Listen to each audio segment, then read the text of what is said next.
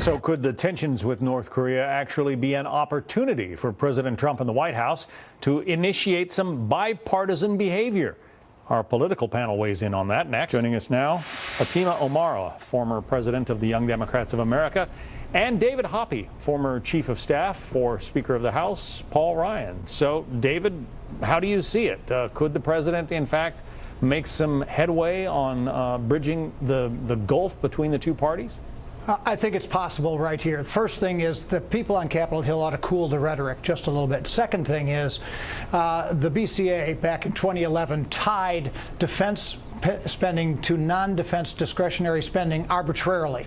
We've got to cut that Gordian knot so that we can start going ahead and spend what we need to on defense. One of the first things they ought to do is work together to really move forward on defense against nuclear weapons. And some of that's been done, but just your last guest who was on a little bit ago is saying the reason we don't have it and why is because we had to make other choices.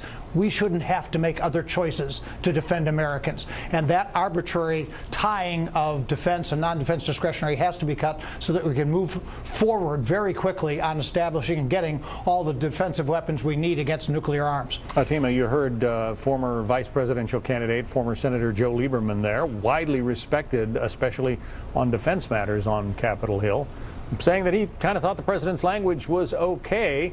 There have been some Democrats and some Republicans criticizing the fire and fury remark yesterday. But, you know, if a guy like Joe Lieberman thinks it's not so bad, perhaps other Democrats feel the same. Well, I think you have to also take into account Senator John McCain, somebody who obviously we know is a decorated war hero and has actually seen battle and what it can do. He said, you know, the president should tamper it down a little bit. And I think that the key thing to remember is in a situation like we have with North Korea, with a very new and green dictator, is that we have to make sure that the first thing out the gate is not immediate defense posturing. It is definitely really working on extreme coercive diplomacy and what that looks like, and looking at sanctions and looking at enhanced coordination with our allies in the region, because obviously if anything goes wrong on this peninsula, it could be catastrophic for us and for definitely that part of the world. So I think that, you know, both sides of the aisle can agree that we definitely need to protect ourselves, but we also need to make sure that we're working on coercive diplomacy to make sure that they actually freeze what they're developing over there. Well, speaking of defending ourselves, Dave, I mean, I remember when President Reagan was excoriated for proposing what everybody derisively called the Star Wars missile defense. And lo and behold, now we're looking to that system and saying, wow, we need more of this.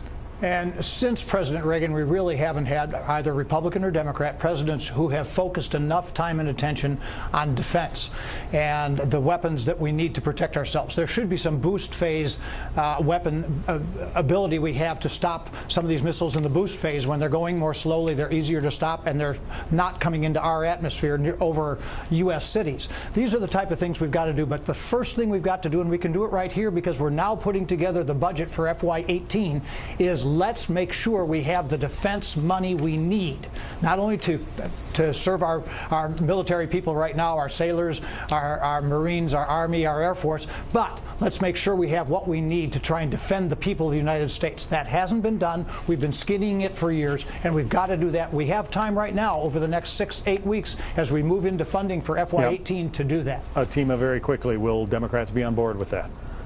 I think Democrats will be on board with anything that works to protect our country. I mean, certainly Obama had worked very much to sort of start efforts to modernize and renovate our nuclear program system, something that's going to be continued obviously under President Trump.